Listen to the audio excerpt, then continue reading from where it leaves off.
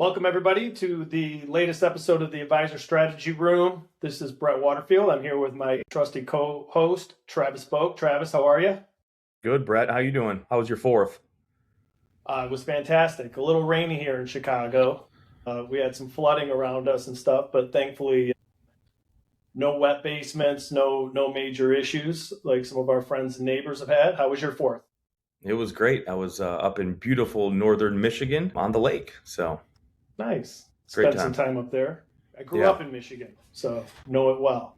Yeah. But really excited today. We've got a special guest with us, Steve Dudash, who I've had the pleasure of working with going back over a decade.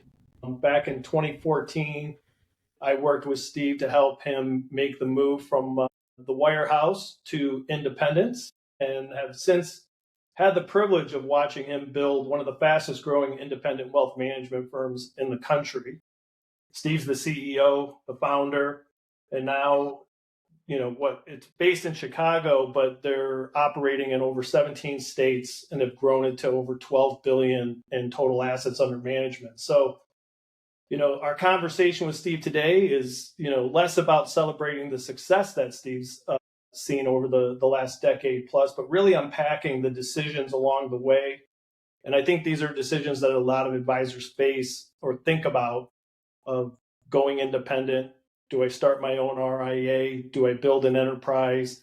And so Steve, having gone through all of these things, I think can add some very unique perspective, as folks are thinking about, should I leave? Should I build? Should I start my own RIA? So on and so forth. So Steve, welcome. We're happy to have you. Thanks for having me. I appreciate it. I want to go back to kind of the beginning, back to 2014 when you and I met, and you were I think listed as one of the top advisors, at your firm under 40 years old, and building a really, impressive practice. And, what was the business like then, and what kind of were these defining moments that got you thinking about maybe it was time to leave and venture into the independent world? I ran a pretty large team at the time. Again, this is a decade ago now, but we were in downtown Chicago. It was a big team. And, let's be honest, Merrill was good to me. They took care of me in my office. There was probably 140 advisors in there. So I can't really complain about how they treated me or anything along those lines. They supported my team. We were growing pretty fast. But as time went on, I didn't need the name anymore, to be perfectly blunt. And I think this is something that most advisors go through now. When you get started, you don't know what the hell you're doing. You're just trying to survive as long as you can. But then usually you hit a point where you're like, okay, I kind of know what I'm doing. And the name brand that was so desperate at one point needed for my business started to fade. And it started getting to the point where I wasn't making money because of the Merrill Lynch business card anymore. And then certainly as time went on, it started hurting business.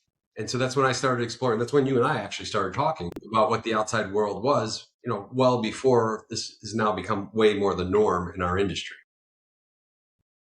Absolutely. I tell advisors a lot, especially younger advisors, when you get started, the name gives you credibility, probably when you don't have any, right? And then you reach a point where your clients are with you because of you, not because of the name on the door. So sounds like that was something you went through.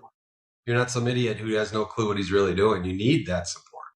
But as time goes on, you start to figure out whatever your business is. We all do it a little different, but whatever your business is, and you can start to decide from there, is it worth paying what I'm paying for to have that business card at whatever institutions. And I think a lot of advisors who were in your position at that time, or in that position today that you were back then, would say, I'm doing fine. Why rock the boat? How would you advise, or what would you say to that advisor? Yeah. All right. I mean, I can go on a lot of rants on this one, but let's do the easy That's one. what we're here for. Yeah, right. I had a successful team. They were good to me. I was making good money. I could have lived that lifestyle the rest of my life and would have been fine. I left. I took the leap of faith and risked that career for it. And there's bumps along the way. Don't get me wrong. Like there's times that it sucks. Anyone who tells you they jump and it doesn't suck from time to time is lying to you. Not 1 second, 1 day do I regret leaving. Not 1 second of one day. One of my very good friends who lives down the street here runs a huge practice still at Merrill. And a couple of years ago, he came back to me, smart guy, and he's like, why don't you just take a big check and come back to Merrill? He's like, well, I don't get it. He's like, why? I'm like, and his name's Steve. I'm not going to say his last name, but I'm like, Steve, you're a smart guy. That's the stupidest thing you've ever said in your life because you have no idea. When you're on the inside, you're so institutionalized, and it's a little bit different now. Like now it seems like more and more people on the outside understand the differences and understand that you can break away. It's a lot more common. We all see it all the time of people jumping. But 12 years ago, no one did. We were the largest team in Chicago ever at that point, and one of the largest in the country at that point to do it. Now it's way more common. But no, I think people do it because they're comfortable. My buddy Steve makes a lot of money, lives a nice lifestyle. He could make twice as much and have a much better lifestyle.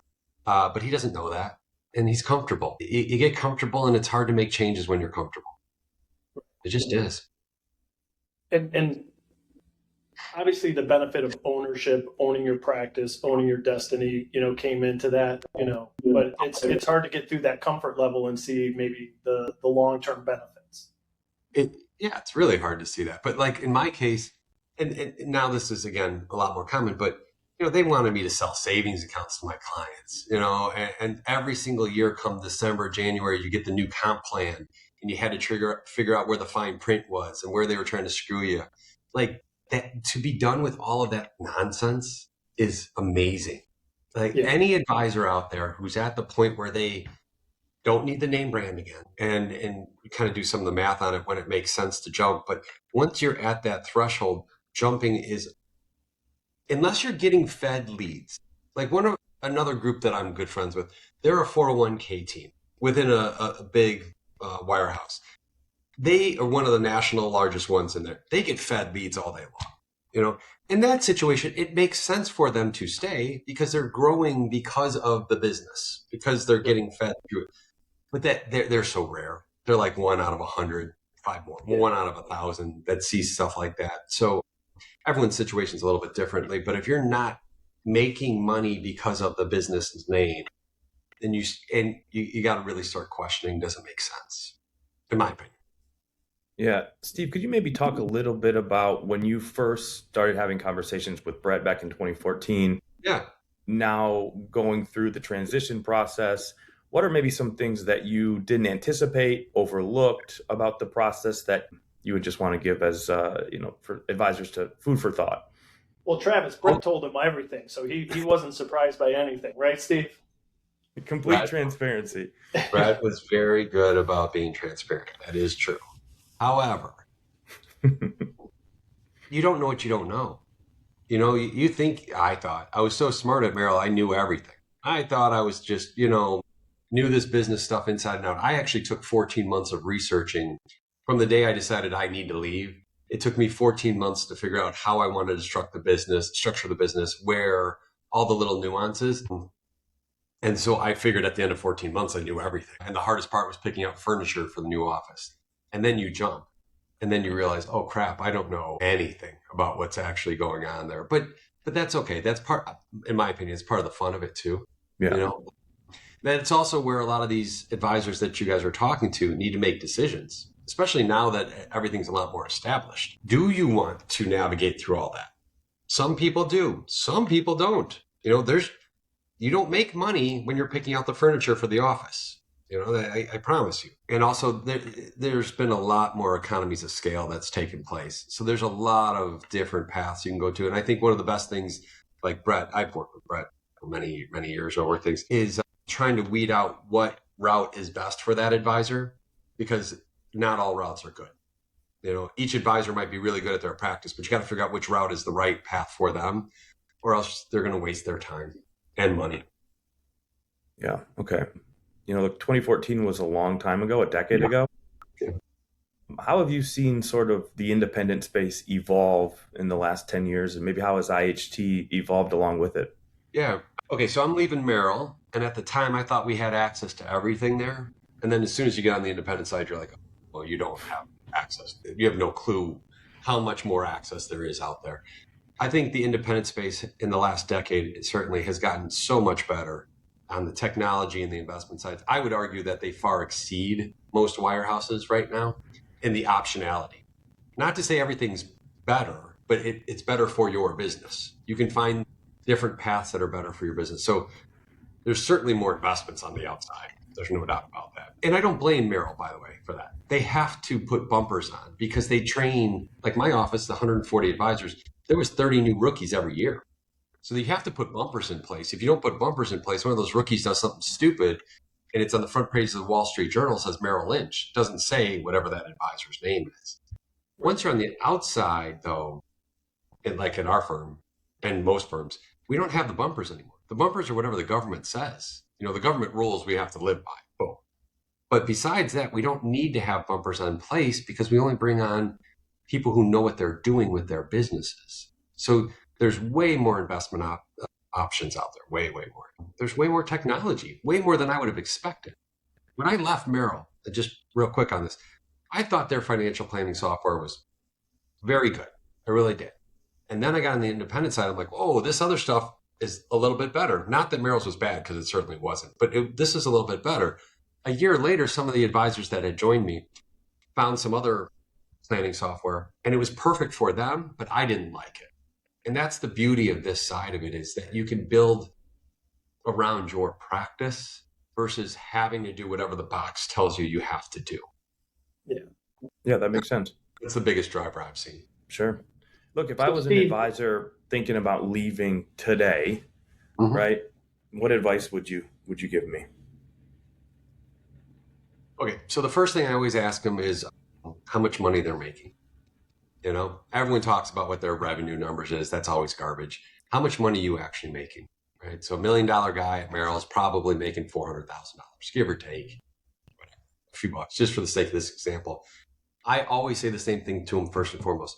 What percentage of your revenue, not your assets, because they always have dead assets that just make their numbers look fluffy, but it's just like $50 million in AT&T stock that was inherited 3 times isn't generating money. How much of your revenue is going to follow you, right? Because if it's, say, $800,000 in revenue, as long as you're making more than 50% on the outside, on the independent side, then you're break even. No one should ever leave and make less money. No one ever wants to leave to make less money. They always pretend like it's other stuff too, but let's be honest. The money matters, okay? So I always start, how much revenue is going to follow you, and then what's your really bottom line going to look like?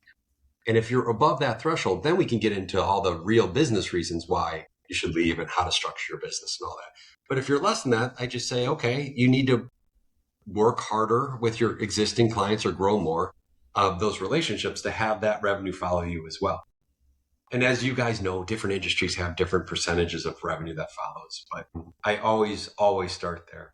And I'll tell you, I always ask them, I'm like, what's your percentage? And I'm like, go through your list, do the yes, no, maybes and all that. Get a number, whatever that percentage is, say it's 70%. You will end up plus or minus 5% of that number every single time. Yeah. Every time. It won't get you there how you thought you were going to get there. You're going to lose of someone or pick up someone you didn't expect, but you'll always end up right in that range. So as long as you're above that, whatever your threshold needs to be, then you can start really diving into what business model makes the most sense for you. Right. Yeah, I think we probably talked through that process, back when you were leaving, and I talked to advisors about it even, last week. When you're making a change, rank all your clients by revenue and put yes, no, or maybe, and figure out the yeses, figure out the nos. If the maybes are a large percentage of that, then you've got a client relationship issue. You need to stay put and work on how you're solidifying your relationship with your clients. But you're dead on that. The vast majority of the time, almost all, minus a few, yeses are going to follow. Almost all the no's are not going to follow, minus a couple of surprises.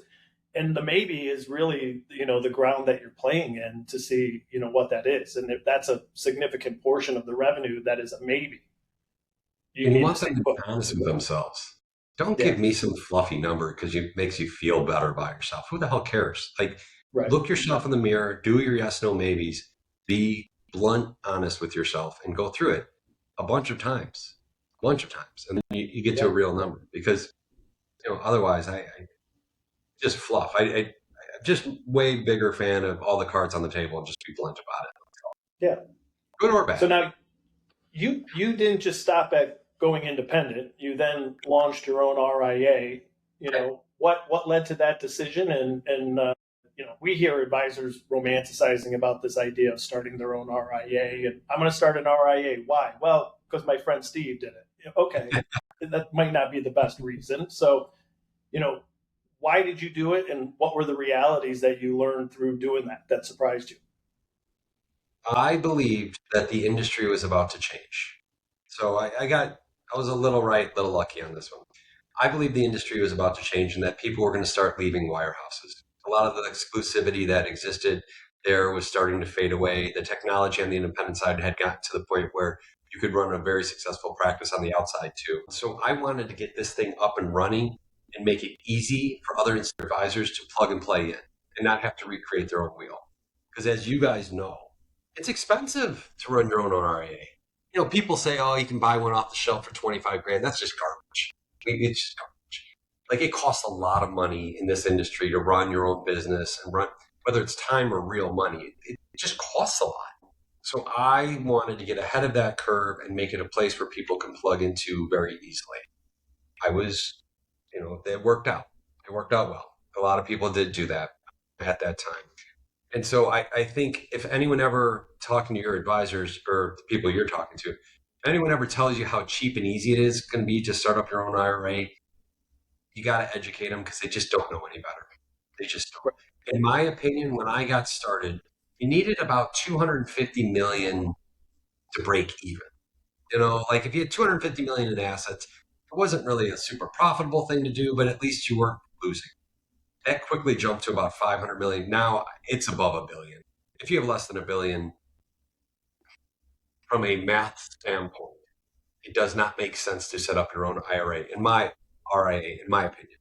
Now, you can still do it, especially some guys have like big egos about it and whatnot. You can still do it, but it doesn't mean that the math says it makes sense for you to do it. We've had groups, over $1 billion groups, who have had their own successful RIAs for a long time join us because they're like, it's just not worth all the other stuff that goes in. Because I think, a lot of advisors see, hey, on the RIA side, it's 100% payout, Yeah, right? exactly. And if I go to certain custodians, there might be no platform fees and stuff like that. And I think there's a time component of cost and there's a dollar amount component of cost. So, maybe talk a little bit about, what that looks like from your perspective. Yeah, there's no such thing as 100% payout. We have to, it's a business, like they'll say that you're getting 100%, but you're really not. It costs money. There's technology costs, there's legal costs, there's the time associated with setting up payroll and dealing with the government, dealing with the government again. Like there's just, if you're a standalone advisor, you will spend at least half your time running the business and then half the time being the advisor. And you only make money when you're the advisor. Okay.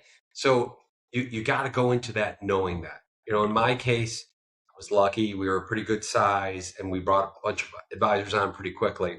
So I was able to have that revenue that I could reinvest in the infrastructure that goes into that. The CTOs and COOs and the CCOs and all the other C's that go along with these businesses. You need it because if you don't hire people to do it, then you're doing it. And if you're doing it, you're not making money. You're just not. So I think that's, in my opinion, again, we're all different. Whether you do a W-2 or 1099 or all the other variations of this, most people fall somewhere between 60 and 70% is their true payout. At the end of the day, whether you own your own RA or you're part of an RA, what's going to hit your bank account, you do $1 million in production, what's going to hit your bank account somewhere between 60 and 70%. If you work out of your house with no admin and you're running whatever, it can be a little bit higher. But for most successful advisors who are running a real business, I think that's really what your true threshold is. Yeah, and on top of the time and the money component, I think a lot of advisors will often underestimate the risk factor in all of this, right? I mean, the SEC puts out their guidelines, and then we've all heard stories about going back and finding advisors for something that they should have been doing that they didn't even know they were supposed to be doing. You mentioned all the CCOs or the O's, right? How important is that CCO to the business and making sure that you're remaining compliant? When you guys are talking to an advisor that's coming from any sort of institution, they have no idea the compliance responsibilities that exist. They know how to run their business, and they're probably good advisors and don't do dirty stuff. No one here is talking about, people who are trying to be scumbags. We're just talking about dealing with the government. Like, you nailed it. They come back after the fact and say, you should have done XYZ, whatever it is. You don't know that. And the government doesn't care you didn't know that. They're still going to fine you for it. And they're still going, and again, the government, they have to do what they have to do because there's however many hundreds of thousands of advisors. You have to have rules. But they don't care about that answer. You didn't know any better. Like, I promise you, that doesn't matter to them. So yeah, you have to hire people that do know it. And you've got to have people around you that have said, I'll give you a stupid example. When we got started, we had, most of our advisors had brokerage licenses and fee-based licenses, right? So they did fee-based business and brokerage business. Most of the business was fee-based, but they had both licenses. The government requires you to have an email system that tracks your emails and makes sure keywords are flagged, like fraud or complaints or whatever, the words that come through the emails. So we had our audit. Government SEC came in and said, show us your email tracking tool. And we had software and it cost like $100,000, but we had it and we showed it to them. And they're like, no, that's great. That's your brokerage version. Where's your SEC version? I'm like, well, we only have one email. It's the same thing. They're like, no, you have to have two separate things. And literally had to buy a second subscription to the software for another $75,000 or whatever it was. The data, everything was identical. Like, if you flip to page 555 and put your finger on the first paragraph, it was the same word. Like, it was the same thing, except for the front page. One said for FINRA use, and the other one said for SEC use. As dumb as that sounds, that's how we have to work at the industry we work at sometimes, right? I didn't know that. None of us knew that.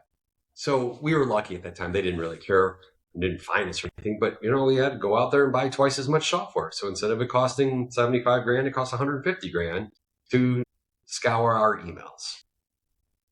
Those are the things that you don't know when you're at Merrill. I didn't know. People wouldn't know, right? Those are the things you don't know when you're at whatever Chase Bank or whatever. So there's a lot of those nuances. I'm telling you, I think $1 billion is your break even. If you're less than $1 billion and you're going to set up your own RA, you're doing it out of ego. You're not doing it because it makes math sense. In my opinion. The big space that I think Travis and I see, obviously we hear consolidation, and in the big BDs, there's consolidation. But where we're seeing expansion is in the space that IHT plays, in this RIA space where advisors can plug in and say, hey, I'm not going to do it myself. I listen to folks like Steve and I don't have $1 billion and I'm not going to go do that. But I want to play in this world, whether it's flexibility with technology, better economics, it might be valuation, perception of valuations being higher, if I'm in the RIA space. So when playing in that area, like, how do you guys look at it and say, what's the difference between, one RIA that I'm going to join and another RIA I'm going to join? And if you were leaving or, leaving Merrill and saying, I'm going to go to an RIA, how would you evaluate that? Okay. So I think there's been a huge change in our industry in the last 12 years since I started this. When we got started, when Brett, you talked me into this whole thing, there wasn't any private equity money in the space. All right. I started this thing with my own money and I put and I lost a bunch of money in the beginning. That's how it works. Like every business, you got to set it up and all the costs associated with that setup. Now private equity in like the last 5 to 7 years has really gotten into this business. So if I'm an advisor that you're talking to at whatever institution, one of the things that I would strongly encourage you to look at is it backed by private equity or not? Because most firms, especially the roll-ups you're talking about or the merging, it's kind of funny. Everyone splintered off from the wires and all that and the banks. And so you had a whole bunch of little shops. And then they all started consolidating because they're like, wow, it's difficult when you have $40 million to run a business. So we're starting to consolidate. And now you got, all the billion-dollar shops consolidating. And it's literally going back to what it was. Like they're all consolidating and becoming Merrill Lynch again. It's within 10 years, you're going to have 4 more Merrill Lynches out there that were all these little shops that wanted to be independent and ended up right back where they started. Private equity is in the space, for better or worse. There's a lot of good aspects of it too. But I would be aware, I would look at that strongly if I was an advisor. And what does it really mean? Because if you're joining a firm that has private equity money from 3 years ago, 4 years ago, that firm's going to be sold in the next 2 or 3 years. They have to. That's how private equity works, right? You hold it for 5-7 years, you have to flip it, and that's the whole business model. Be careful. If you do that and you join a firm that's 4 years out from their last, round of private equity, you're about to join a firm that's about to get flipped, and you're going to have to go through the whole thing all over again. And maybe it'll work out great for you, but it might not. You might be one of those where you have to leave Schwab to go to Pershing because that's what the new private equity firm wants you to do. Little things like that, I think you got to be really, really careful in this environment. It didn't matter when I got started, but today, careful with that. I would. So that's real. And I don't know what you guys probably know better than me what the percentage is, but it's got to be 85+% of the RIAs above $10 billion are backed by private equity. I can't imagine it's less than that number. So be careful. Yeah. So outside of go ahead, of ownership structure, Steve, what are some other things that you think advisors should evaluate when they're looking at an RIA platform to plug into? Culture, technology, those sort of things, the intangibles. I tell you, technology is pretty much the same everywhere, with some nuances. But I think technology has gotten pretty commoditized in our business, just like the access to investments, for the most part, has gotten pretty commoditized. You can find some exclusivity when some of these firms have, like venture cap. We have a venture capital arm, but other arms attached to it that give you some exclusive. Can't say the word. Whatever. Exclusive investments again. And that's kind of the fun part of the business. So I would look at that. The technology and whatever is all the same, but culture, I know that sounds cheesy sometimes, but it's the truth. It just is, because you're going to have bumps along the way. You're going to have problems. It's just natural. Any business has headaches along the way. And you got to be able to be working with a bunch of people that you trust and respect and feel like you're going to be heard. That's really important, because when those bumps happen, you want to have someone that you can work with versus someone that you clash with, and all of a sudden it's going to be twice as bad. So Brett knows this. I don't know if I'm allowed to say it on your podcast, but whatever. We have a no asshole policy. We don't want. You can swear. That's fine. We don't want people that are a pain in the ass. Just don't. Right? It's not good for us. It's not good for them. Like if we don't get along when we have those problems that will happen, it's just going to be a nightmare for both of us. So if we don't get along, go find another firm that you mesh with really well, and move on from there. So we're really big on that. We talk a lot to advisors about, at Bridgemark, we use a process called Feel, Fit, and Financials, or a framework to evaluate firms. And that feel part is what you're talking about, right? The fit is, what's the technology? Can I run my business here? Do they have the investments? Things like that. The financials, those are somewhat easy to evaluate. Like, what's the money am I getting up front? What's my payout? What are the costs? And you can evaluate that. The feel part, the philosophy, the people, do I like them? Are they going to help me? All of that stuff. And on a previous episode, Travis and I talked about that. In an ideal world, you check all 3 of those boxes. But, if the only one you're checking is financials, you're probably going to be miserable. But the feel, and business fit, tend to be significantly more important than, if your financials are in that range of, okay, I can live with this. But don't sacrifice feel. Like you said, if it's only the financials, you're going to be flipping firms in 3 years, and that's miserable. No one wants that. You don't make any money when you're flipping firms.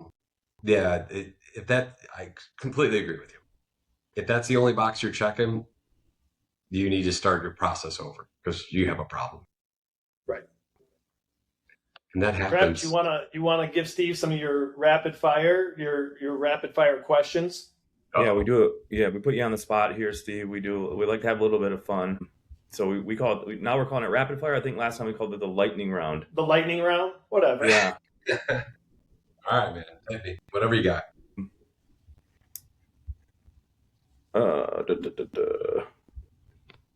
So we want to keep this to like maybe one word short answers. All right. Okay.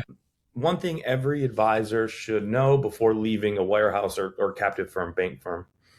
One thing they should know. People lie.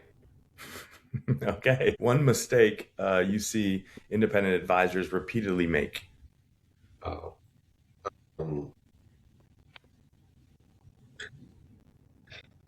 They don't read the fine print in today's environment.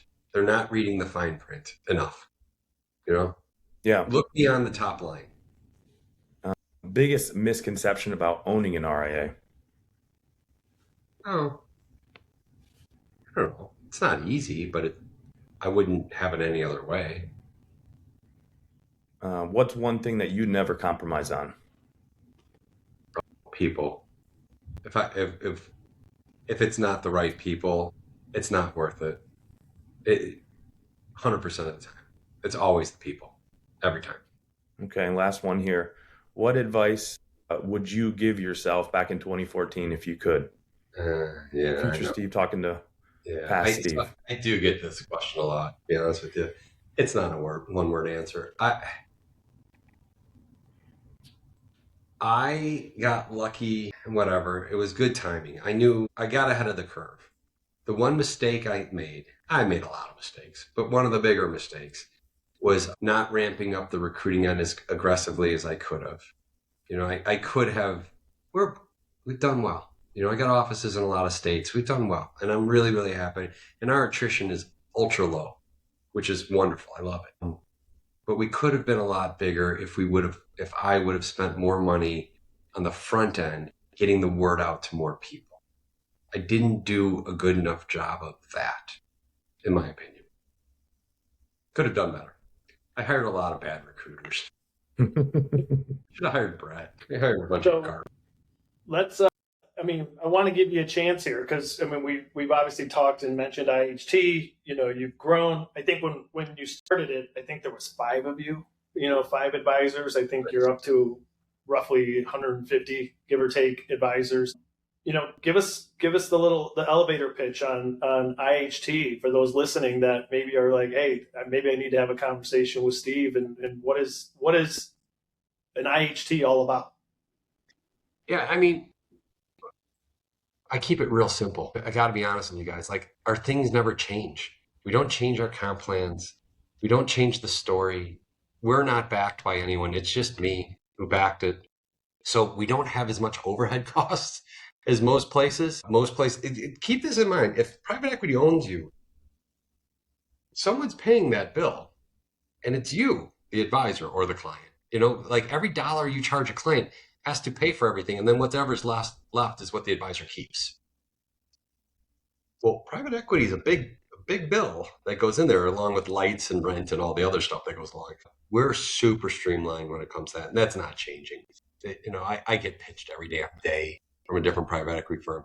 I think the math is wonderful for owners. I think the math is wonderful for investors. I think the math sucks for advisors.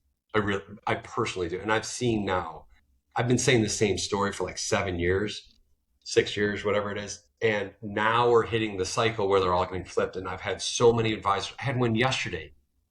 I'm not going to say he was crying, but he was like in tears about how bad him and a bunch of other groups that joined this one firm are right now, because they all spent the money. They were all promised the world. And he's like, what do I do now? I'm like, I'm kind of screwed. So we're real simple. We're real clean on that end. I'm very transparent. We let advisors, I'm still an advisor.